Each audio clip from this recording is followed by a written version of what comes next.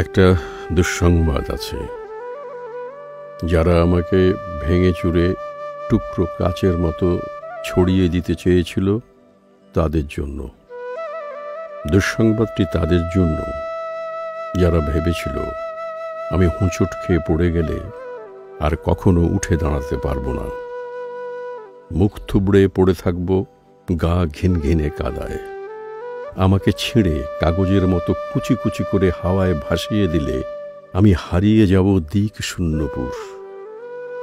যে আমাকে টেনে হিঁচড়ে নামিয়ে দিতে চেয়েছিল অতলান্তিক বিষাদ সমুদ্রে, ডুবিয়ে দিতে চেয়েছিল এক পৃথিবী বিবমিশায়, যে আমাকে অযুত রাতের কান্না লিখে দিয়ে বুকের ভেতর খুঁড়ে দিতে চেয়েছিল শ্যাওলা জমা স্যাঁতস্যাঁতে এক মজা পুকুর, যে আমাকে দুঃখ দিয়ে পুড়িয়ে শেষে উড়িয়ে দিতে চেয়েছিল ছাইয়ের মতন, তাদের জন্য দুঃসংবাদ।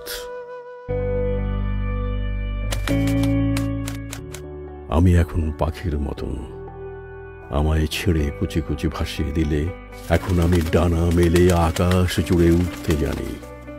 কাটা যায় না, ভাঙা যায় না, আমি এখন জলের মতন, ভেসে যেতে যেতেও হঠাৎ জলোচ্ছ্বাসে ভাসিয়ে দিতে আমিও জানি ছড়িয়ে থাকা টুকরো কাচের শরীর থেকে দুফালা এক ছুরি হতে।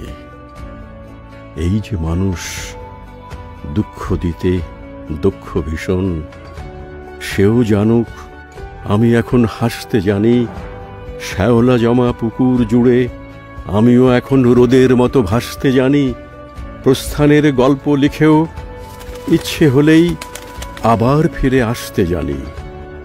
আমি এখন পুড়ে যাওয়া ছাইয়ের ভেতর জেগে ওঠা ফিনিক্স পাখি, আমি এখন মৃত্যু মেরে বাঁচতে জানি।